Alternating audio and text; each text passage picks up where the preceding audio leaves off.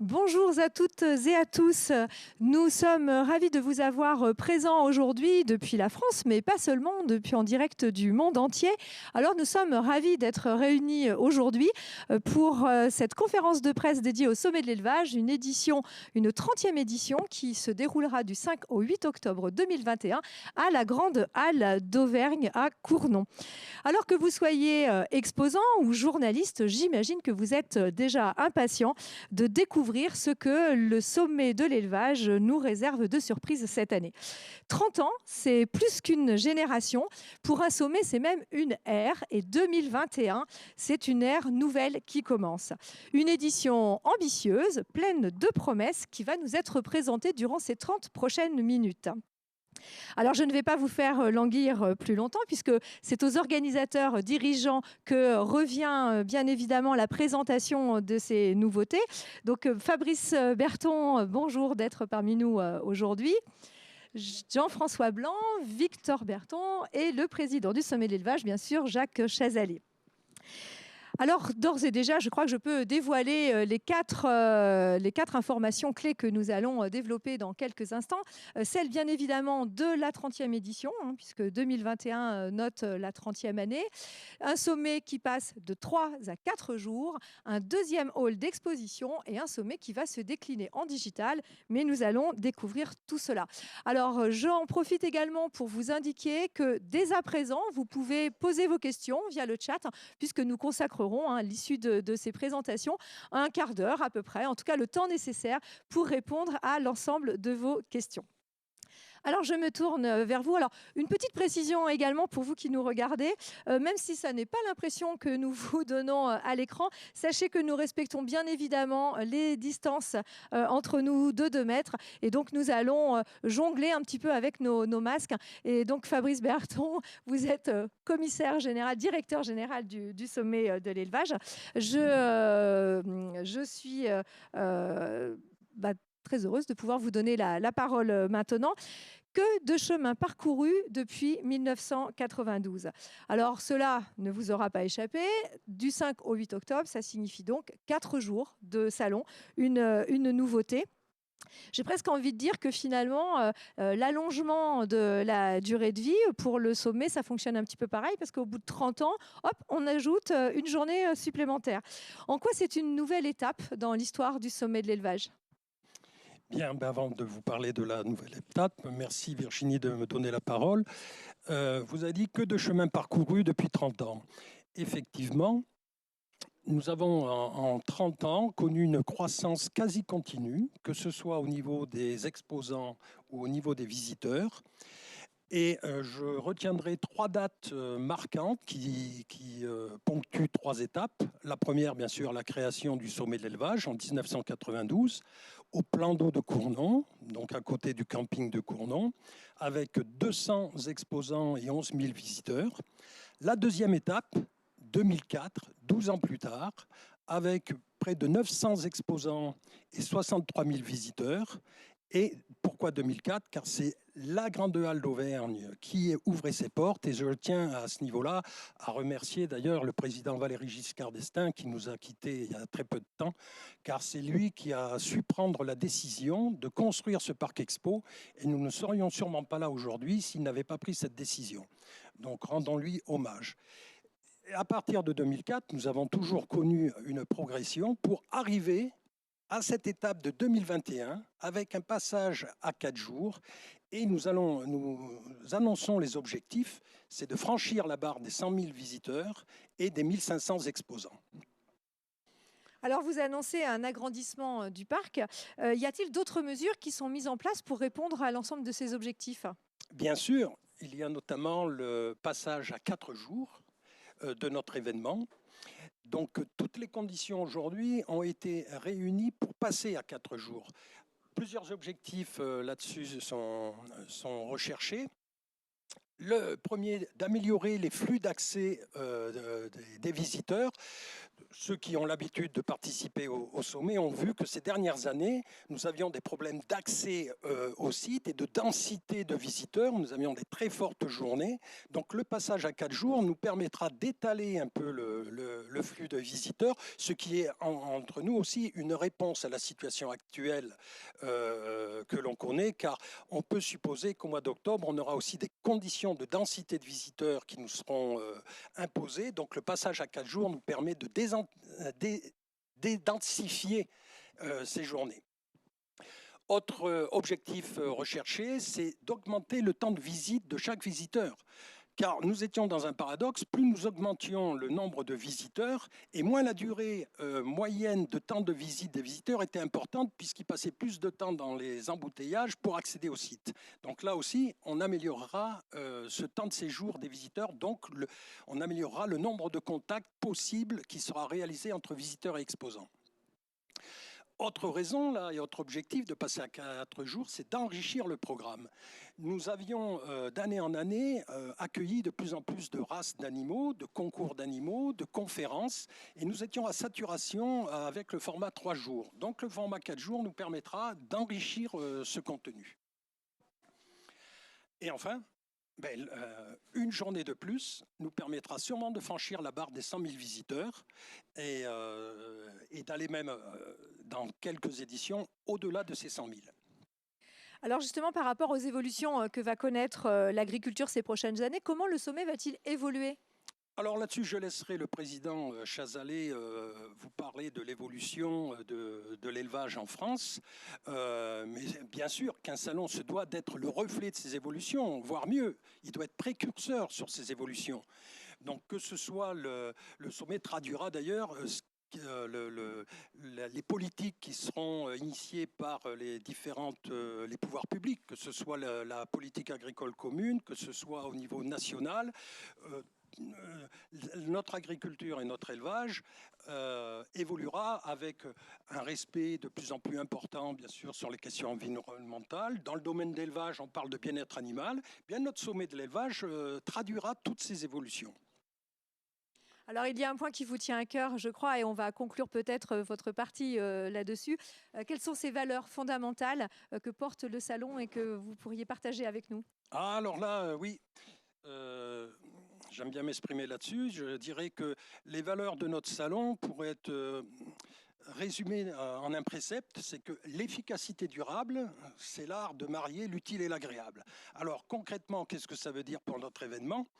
Ça veut dire en tant qu'organisateur d'un salon, on se doit d'être utile pour les participants. Le salon doit permettre aux exposants, aux visiteurs, de faire un maximum de contacts, les visiteurs de trouver les réponses au développement de leur exploitation et les exposants d'avoir le plus grand nombre de contacts possible pour développer leur activité commerciale. Donc ça, c'est l'utilité d'un salon.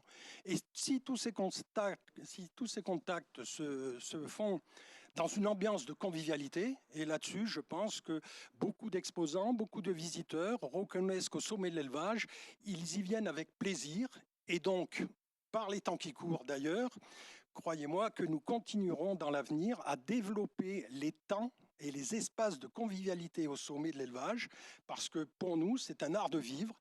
Marier l'utile et l'agréable, c'est être efficace. Merci beaucoup Fabrice Berton. Alors on se retrouve tout à l'heure pour répondre aux questions, bien évidemment. Je me tourne vers vous, Jean-François Blanc. Donc, vous êtes directeur du sommet en charge de la commercialisation du salon. Fabrice Berton vient de nous préciser la manière dont le parc d'exposition s'étend et s'agrandit. Qu'est-ce que vous pourriez nous dire, puisque nous évoquons également l'arrivée d'un deuxième hall ?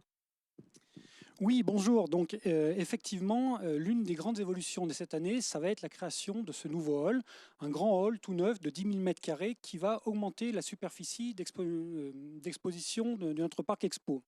Alors, ce nouveau grand hall va nous permettre d'accueillir de nouveaux exposants et de répondre favorablement à l'augmentation de surface des exposants présents, ce que nous ne pouvions plus faire ces dernières années. De même, nous donner des perspectives d'évolution de notre salon. Jusqu'à présent, nous étions arrivés dans un endroit contraint. Le salon était plein. Nous ne pouvions plus nous développer. Désormais, ce sera chose faite. Nous allons pouvoir désormais nous développer. Deuxième chose, ce nouveau hall va nous permettre d'aérer le hall 1 qui était devenu vraiment trop dense, des allées trop étroites, les stands étaient les uns sur les autres. Aujourd'hui, ce nouveau hall va nous permettre d'aérer. L'aérer, alors, deux intérêts à ça. Le premier, c'est un meilleur confort d'accueil des visiteurs et des exposants, bien évidemment. Et second point, c'est que dans les conditions sanitaires qui sont celles d'aujourd'hui, ça va nous permettre à nos visiteurs de pouvoir se déplacer, déambuler dans les allées, en respectant un peu mieux les distanciations sociales qui doivent être respectées. Voilà. Dernier petit point sur ce nouveau hall, il sera doté de 2 salles de conférence. Là encore, nous ne pouvions plus répondre favorablement à la demande ces dernières années. Là, avec ces 2 nouvelles salles de conférence, nous allons pouvoir proposer plus d'espace pour des réunions privées et des conférences publiques.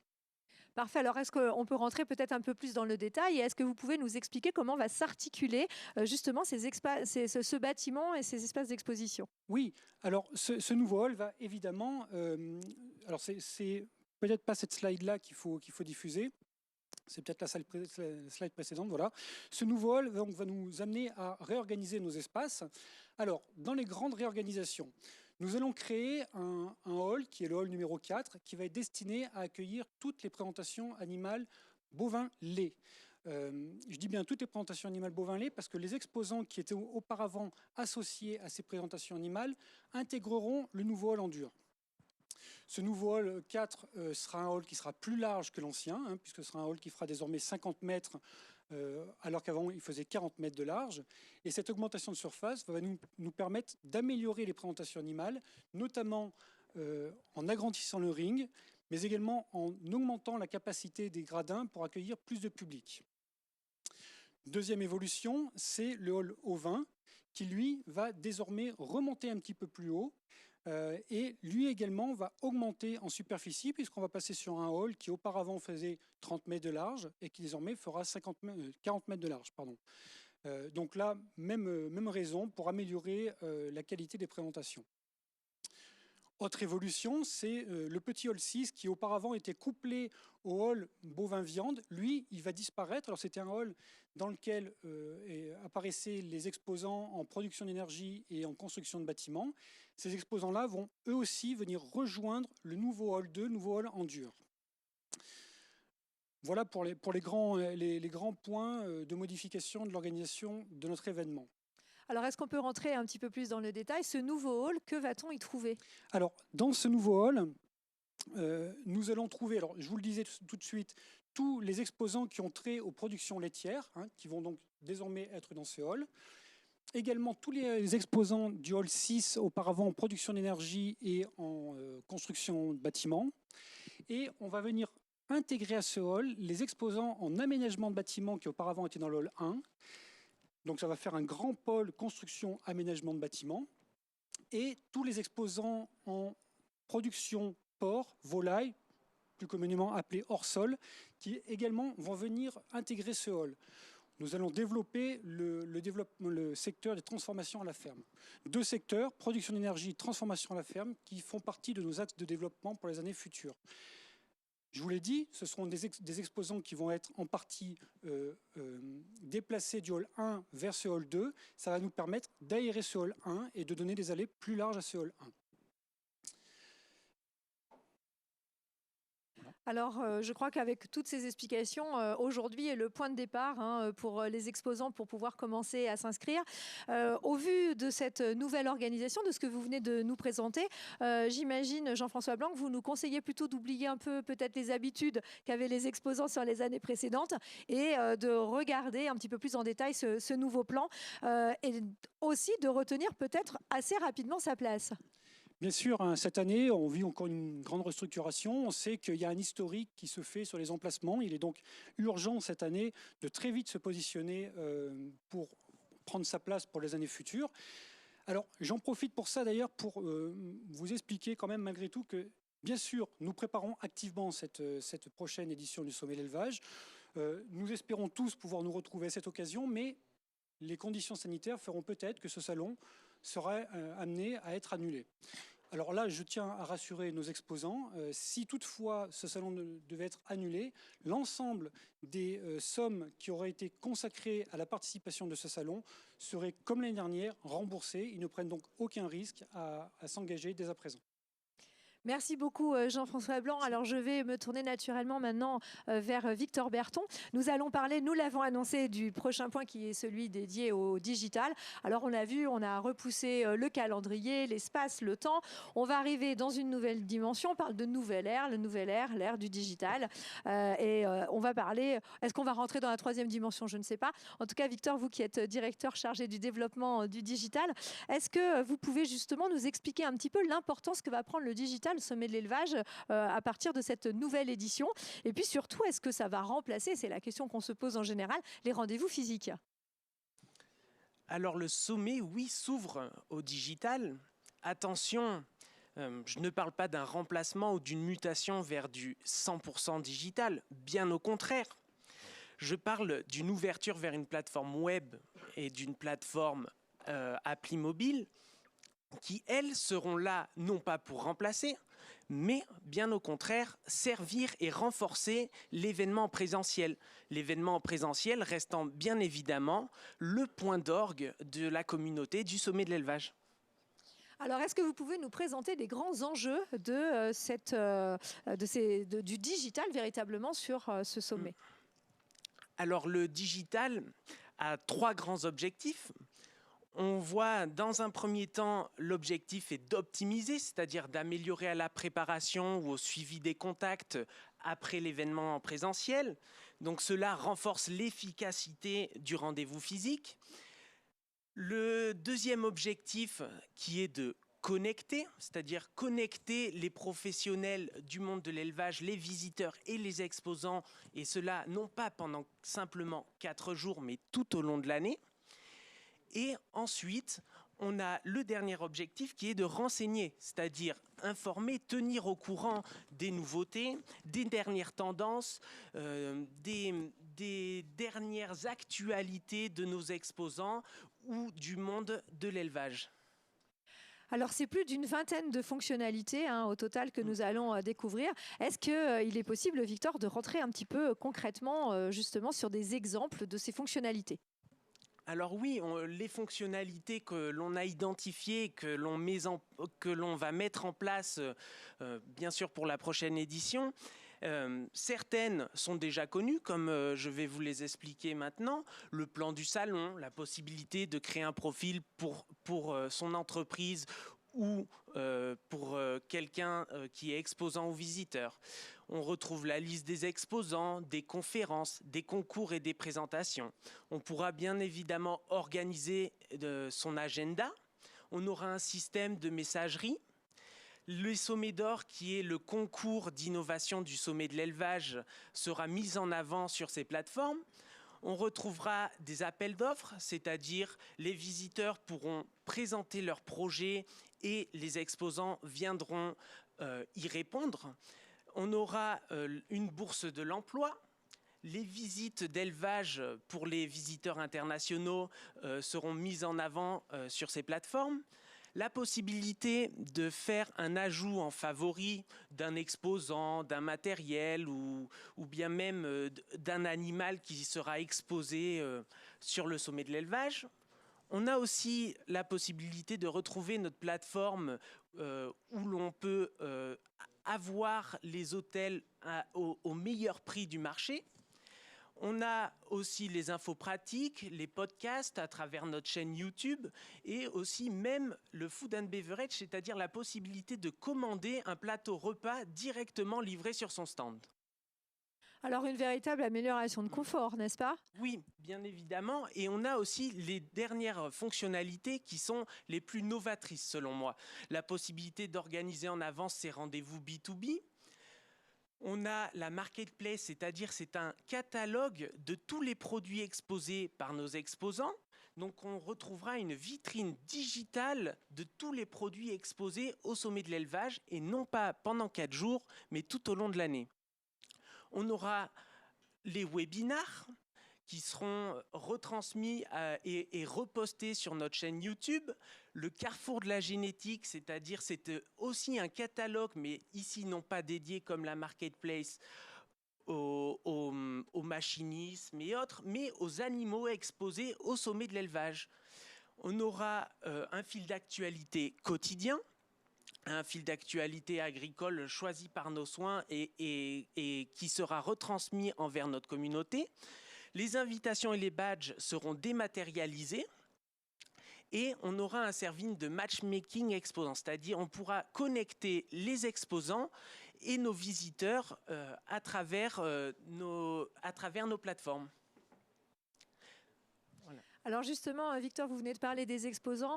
Quand on parle de marketing digital, est-ce que vous pouvez nous en dire un peu plus? Parce qu'un véritable impact, c'est très important pour les exposants cette année. Oui, alors le sommet aujourd'hui s'est doté de nouveaux outils de marketing digitaux, même à la pointe de la technologie. Le sommet, à travers ces outils de marketing digital, souhaite en faire bénéficier bien évidemment ses exposants.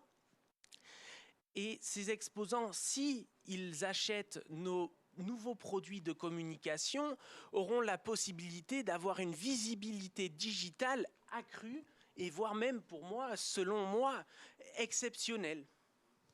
Merci beaucoup, Victor. Alors, nous venons bien évidemment de vous donner énormément d'informations. Je tiens à vous préciser qu'un communiqué de presse complet sera adressé par mail dans lequel on retrouvera l'ensemble de ces informations, parce que c'est vrai que les fonctionnalités, il y en a beaucoup. Il faut le temps de bien les comprendre.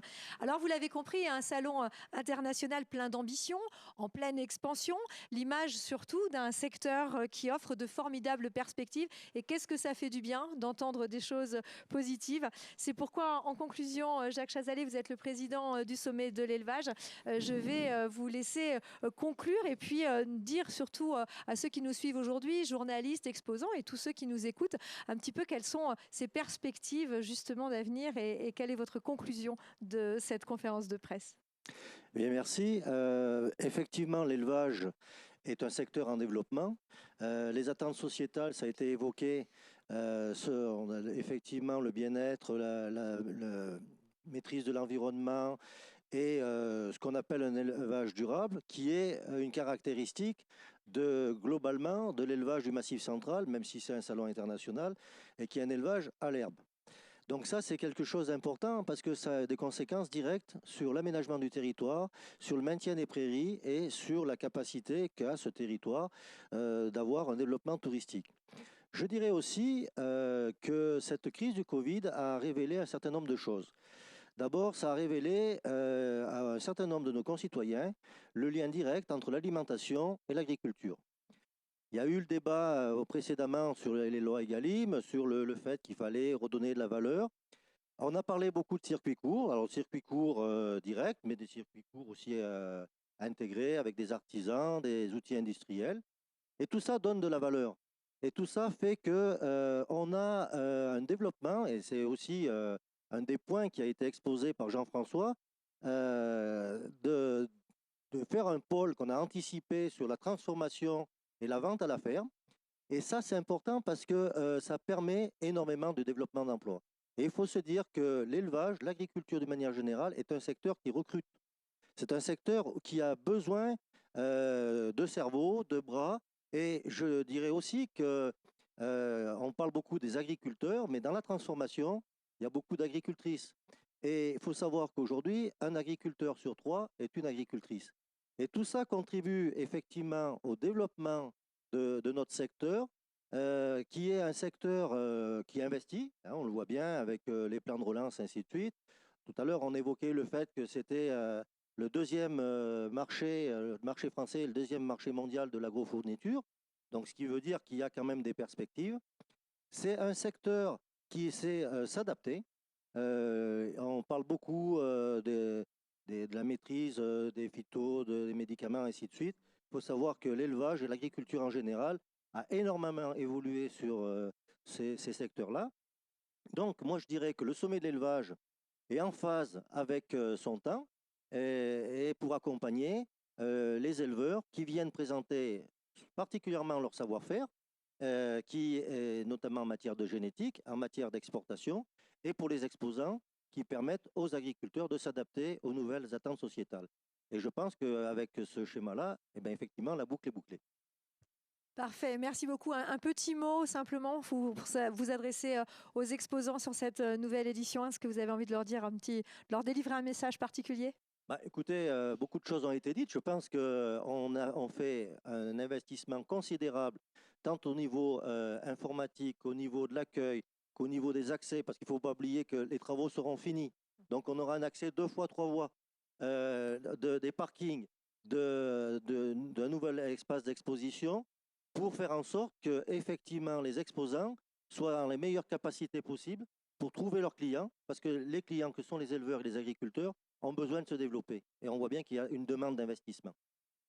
Merci beaucoup. Alors nous allons consacrer le quart d'heure qui vient à peu près. En tout cas, on va tenter de répondre à l'ensemble des questions que vous avez pu poser sur le chat durant cette présentation. Nous allons les avoir à l'écran dans quelques instants. Et messieurs, je crois qu'au fur et à mesure et en fonction des questions qui nous seront posées, je verrai auprès de qui je m'adresse. Alors je crois que la première, en fait, elle va être adressée à Jean-François Blanc. À partir de quand les inscriptions sont-elles ouvertes ? Eh bien, alors les inscriptions, elles vont s'ouvrir dès demain. Tous nos exposants vont recevoir un message avec leurs identifiants. Avec leurs identifiants et le lien web nécessaire pour qu'ils puissent procéder à leur inscription, comme ils ont l'habitude de le faire. Bien évidemment, ils ont l'habitude, si ils ont la moindre question, la moindre interrogation, on sera toujours là pour répondre à leurs questions. Parfait, d'autant qu'il y a beaucoup de nouveautés cette année, donc effectivement, les habitudes d'avant, il va falloir peut-être aller un petit peu plus regarder tout ce qui est proposé. Tout à fait, et puis je vous dis, ce que je vous expliquais tout à l'heure, restructuration du plan, donc il est tout à fait nécessaire de prendre sa place dès à présent, dès le début des inscriptions. Voilà, je crois que là, le message est effectivement passé. C'est important dès à présent de prendre contact. Alors, une nouvelle question qui est liée donc, au passage aux 4 jours. Pourquoi passer à 4 jours quand la grande tendance est d'avoir des salons plus courts mais plus dynamiques? Ce n'est pas anodin. Cela veut dire également pour les exposants un départ le dimanche pour une installation le lundi avec un risque accru sur la sécurité du fait de la fatigue qui pourrait être engendrée. Le retour le samedi veut dire également 6 jours de travail d'affilée. Je me tourne vers vous, Fabrice. Oui, le passage à 4 jours, je vais peut-être reprendre les arguments que nous avons donnés, est une réponse adaptée à notre salon. C'est-à-dire on ne peut pas faire des règles générales en disant tous les salons évoluent comme ça ou là. Il faut voir salon par salon. Et là, pour ceux qui connaissent bien le sommet et qui le vivent, nous disions que le format de 3 jours était à saturation. Nous refusions des visiteurs, certains faisaient demi-tour, nous avions plus de 2 heures d'attente, donc d'étaler un peu le visitorat était une nécessité, et si on voulait avoir des objectifs de croissance de notre salon, on a dit aussi qu'on était à saturation dans la programmation des conférences, dans la programmation des concours, donc soit on gardait 3 jours, et à ce moment-là, on était à saturation, on stagne, et c'est un événement qui ne peut plus s'agrandir. Soit on donne les moyens à cet événement de continuer sa progression. Donc, le 4e jour est une réponse. Alors, ceci dit, je veux rassurer nos exposants. Si nous avons eu une croissance continue au cours des 30 ans, c'est aussi parce qu'on a toujours été à l'écoute des exposants. Voyez, là, au démarrage du sommet de l'élevage, nous étions le week-end avec un samedi-dimanche. C'est à la demande des exposants que nous avons supprimé le dimanche, puis le samedi.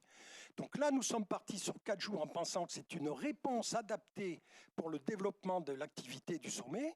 Et nous verrons bien ensemble si cette formule, si ce format donne satisfaction. Mais ne condamnons pas, avant de l'avoir vécu, cette tentative.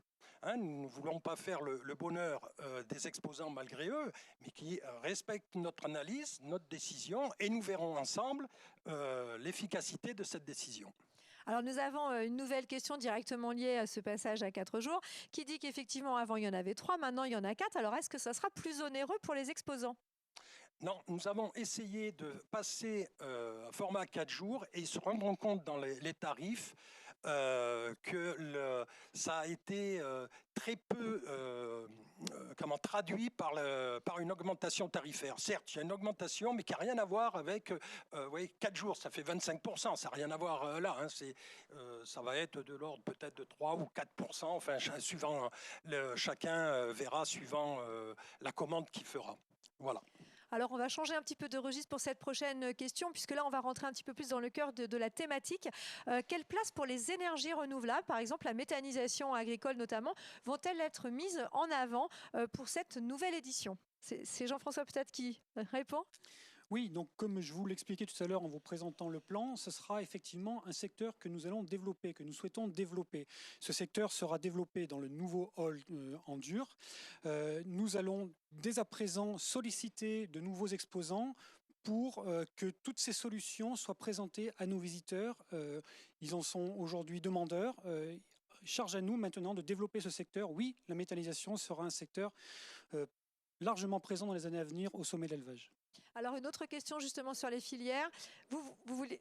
Très bien. Alors, d'ores et déjà, nous savons que c'est M. Chazalet qui répond à la prochaine. Peut-on compter sur une présence accrue de la filière caprine avec le développement de la transformation à la ferme notamment? Mais bien sûr. Et l'objectif dans cette nouvelle halle, c'est pour nous permettre effectivement d'accueillir à la fois plus d'éleveurs, plus de matériel et d'exposition de transformation. Et il faut bien savoir que dans ce que j'ai évoqué, la transformation, le circuit court, eh bien, on voit que la transformation fromagère, entre autres, donc bovin lait, chèvre et même mouton, a de plus en plus d'importance. Donc, ce qui veut dire qu'il faut que nous soyons aussi en capacité de répondre à cette demande. Et c'est très bien que cette question soit posée parce qu'elle révèle une attente de la part des éleveurs, de se développer, de se diversifier. Et nous serons là pour répondre à cette attente. Alors probablement, vous répondrez aussi à la prochaine. Claire nous demande, la race Aubrac sera-t-elle bien à l'honneur cette année? Ah, ça, c'est l'éternel. Bien sûr. C'est dans tous les salons d'ailleurs. Bon, quand on saute un tour, on n'en change pas. Donc la race Aubrac sera bien la race à l'honneur. Une race symbolique du Massif central. À qui le sommet doit beaucoup, mais que la race doit beaucoup au sommet aussi. C'est réciproque. Merci pour ces réponses. Alors, on va revenir sur des questions plus financières et d'organisation. Quel est le montant de l'investissement dans le hall 2 et par qui est-il supporté? Alors, l'investissement représente un coût de 20 millions d'euros. Vous pouvez quitter votre masse si vous voulez. Pardon, un coût de 20 millions d'euros. Et là, remercions, comme nous avions rendu hommage à Valéry Giscard d'Estaing pour la création du parc, nous pouvons remercier le président actuel de la région Auvergne-Rhône-Alpes, Laurent Wauquiez, qui, dès sa prise de fonction, a compris que le sommet de l'élevage avait des besoins d'infrastructures et a décidé de cofinancer avec le groupe GL, et donc nous remercions aussi le président de ce groupe, Olivier Ginon, qui a aussi co-investi dans cette infrastructure. Eh bien, merci beaucoup pour cette réponse extrêmement claire. Alors, nous allons prendre... Virginie, excusez-moi, oui, je vous coupe là. Je revenais sur la question d'avant pour rassurer nos exposants aussi sur les conditions financières. Peu d'augmentation, et nous avons aussi le plaisir de vous annoncer qu'avec le club hôtelier de la région de Clermont-Ferrand, les hôtels se sont engagés, bon nombre, on diffusera la liste, mais plusieurs dizaines d'hôtels se sont engagés pour accompagner l'évolution du sommet de l'élevage à faire des réductions de 30% de la nuit supplémentaire sur le prix des chambres, voire même 50% si quelqu'un veut encore une nuit supplémentaire pour le montage ou le démontage.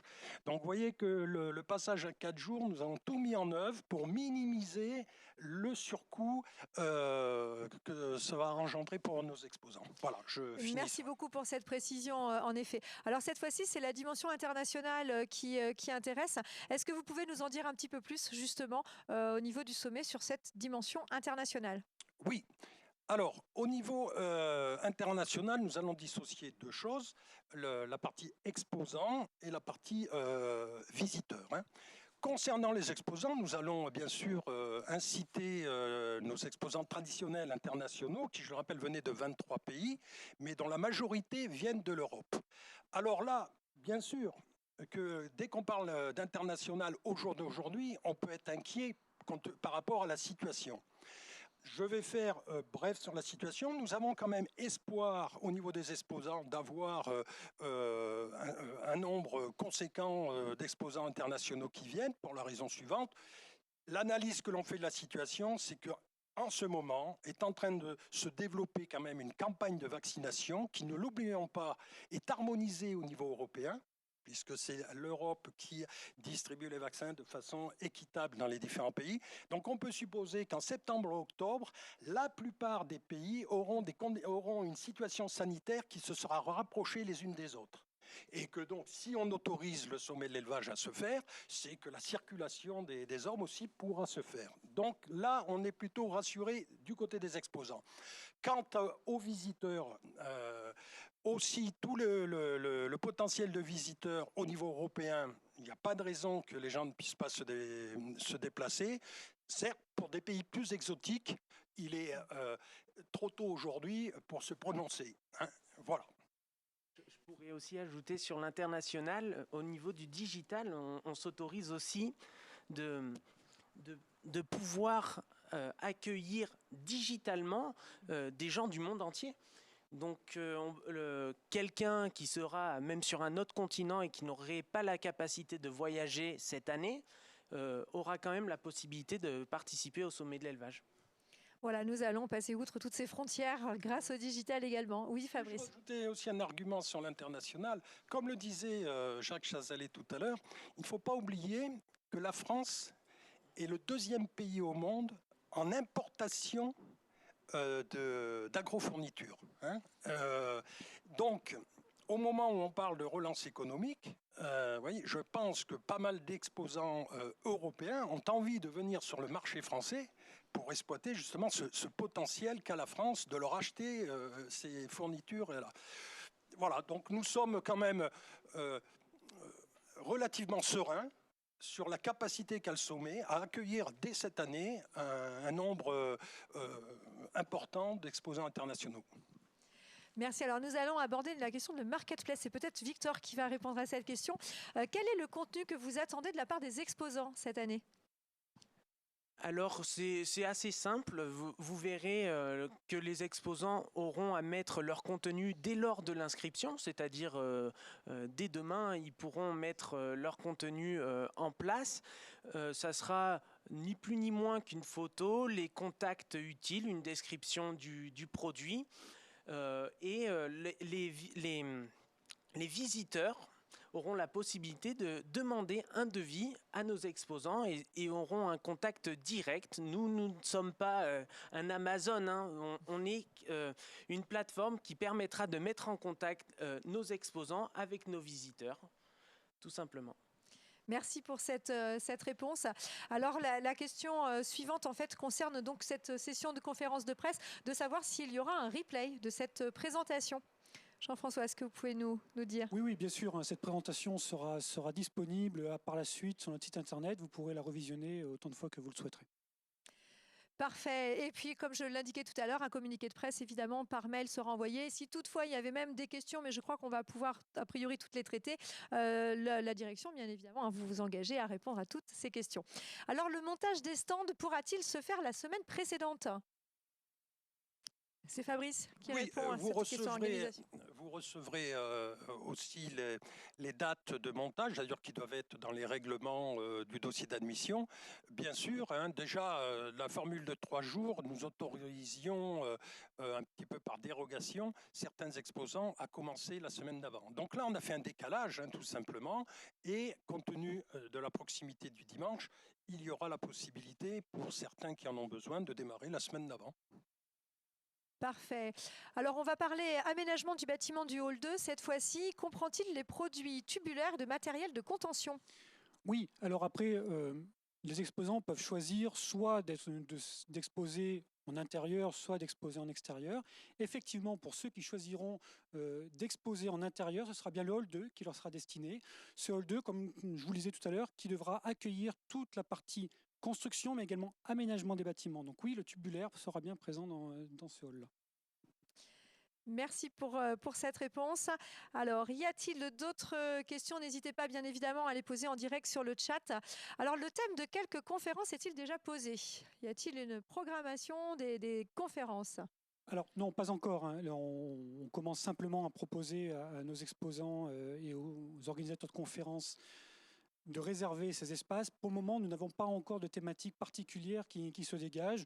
C'est quelque chose qui devrait arriver d'ici le printemps prochain. Voilà. Je pourrais peut-être rajouter, il ne faut pas hésiter à nous contacter si vous souhaitez aussi organiser des webinaires en partenariat avec le Sommet de l'élevage. On saura répondre à vos demandes pour cela.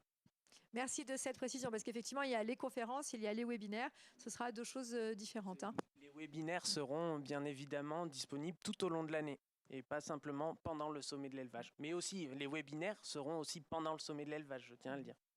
Voilà, et ça, on fera perdurer l'événement avec ces enregistrements disponibles. Alors, la question, bien sûr, est de savoir si sera demandé un passeport vaccinal à l'entrée. Oui, je crois que là... là vous comprenez, concernant les conditions d'accès au site, là, il est trop tôt pour répondre.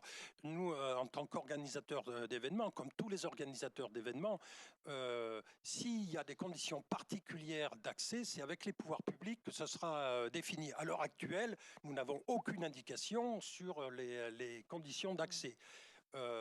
Si ce n'est qu'on vous a dit que nous, en prévision, alors que les conditions n'ont pas été fixées, nous prévoyons des allées plus grandes dans les halls, parce qu'on a cette deuxième halle, donc, et le passage à 4 jours pour dédensifier. Vous voyez, on a pris des mesures déjà qui répondent en partie à des critères qu'on pourrait nous imposer.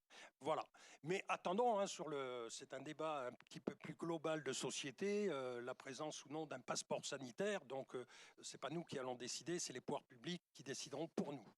Voilà, une adaptation bien évidemment à l'actualité. Alors cette prochaine question, Victor, je crois qu'elle est pour vous. Vous avez interpellé sur les fonctionnalités du digital et la question est de savoir est-ce que ça sera simplement consultable sur smartphone ou sur le site internet ou sur tous les supports que l'on peut imaginer. Alors on retrouvera bien sûr le digital du Sommet de l'élevage sur une plateforme web, mais aussi sur une application mobile.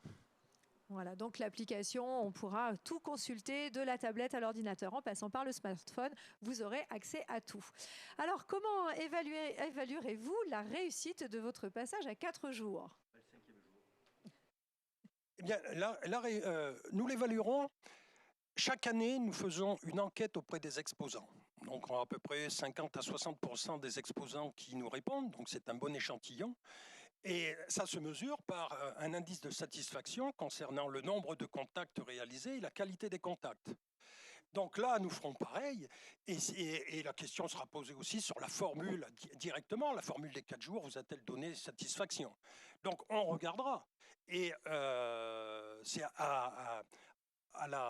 suivant les résultats de cette enquête, que l'on prendra éventuellement des décisions de continuer ou de revenir, s'il fallait revenir. Mais on espère bien que si on a décidé de passer à 4 jours, c'est que nous sommes persuadés dans notre analyse que vous aurez plus de contacts, de meilleure qualité, et même il y aura un coût contact réalisé qui sera encore meilleur. Voilà. Eh bien, ça sera le mot de la fin, Fabrice Berton. Merci, messieurs, d'avoir fait une présentation aussi complète. Comme vous l'avez compris, nous vous adresserons également par mail un dossier de presse complet avec ces 4 informations clés cette année pour l'édition 2021. Une 30e année, un deuxième hall d'exposition, un passage à 4 jours et bien sûr l'intégration maintenant et un sommet qui se décline avec le digital. Merci, messieurs, et nous avons hâte d'arriver au mois d'octobre. The days about things he said.